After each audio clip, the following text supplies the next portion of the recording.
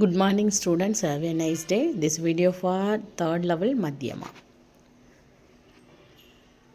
दैव मेरे भाग्य में क्या बदा, मैं बचूंगी या मिलूंगी धूल में, या जलूंगी फिर अंगारे पर किसी, छू पड़ूंगी या कमल के फूल में.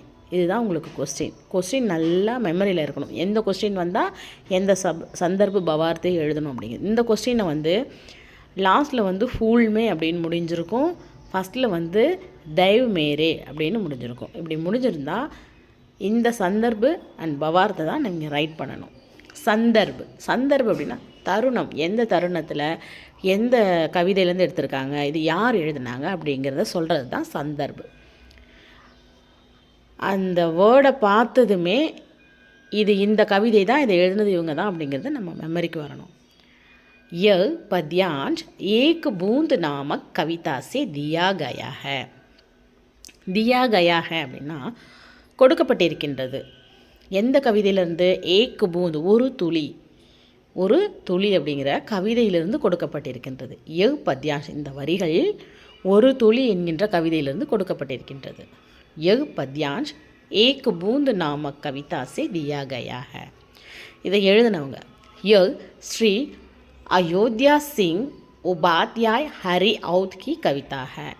य श्री अयोध्या सिंह उपाध्याय हरि औध की कविता है. இதை எழுதினவர் தான் இந்த ஸ்ரீ அயோத்தியா சிங் உபாத்யாய் ஹரி ஔத். பவார்த் அதை எக்ஸ்பிளைன் பண்ணியிருக்காங்க, அந்த வரிகளில் என்னென்ன இருக்குது அப்படின்னு.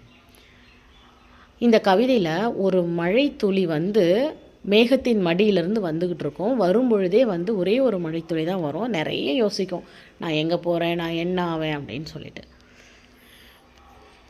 பூந்த் சோச்னே லகி யோசிக்க ஆரம்பிக்கின்றது. அந்த துளி யோசிக்க ஆரம்பிக்கின்றது. ஹே பகவான், ஓ கடவுளே, மேரே பாக்யமே கியா லிக்கா ஹை, என்னுடைய தலையெழுத்தில் என்ன எழுதியிருக்கு, கியா லிக்கா ஹை.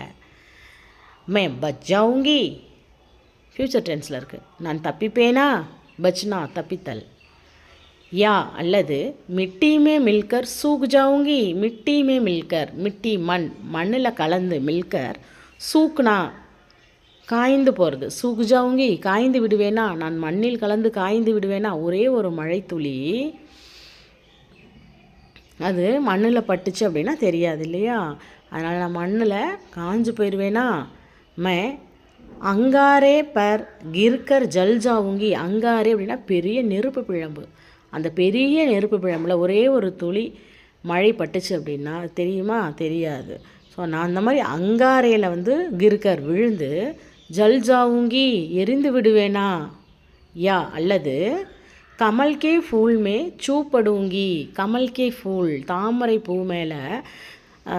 பூ மேலேயும் இலை மேலேயும் தண்ணீர் ஒட்டாது. அப்போ அந்த மழைத்துளி அங்கேருந்து தாமரை பூ மேலே விழுந்துருச்சுன்னா அது அந்த பூ மேலே விழுற தண்ணி நழுவி கீழே விழுந்துடும், பூவுக்கு அடியில் விழுந்துடும். அதான் கேட்குது, நான் தாமரை பூ மேலே விழுந்து தண்ணியோட தண்ணியாக கலந்துருவேனா அப்படின்னு அது ஒவ்வொன்றையும் யோசித்து கடவுள்கிட்ட கேட்டுக்கிட்டே வருது. நல்லா ரீட் பண்ண தெரியணும், ரைட் பண்ண தெரியணும், மீனிங்ஸ் தெரியணும், மெமரி பண்ணணும். இதை இன்னொரு படித்து காமிக்கிறேன். संदर्भ यह पद्यांश एक बूंद नामक कविता से दिया गया है. यह श्री अयोध्या सिंह उपाध्याय हरि औध की कविता है.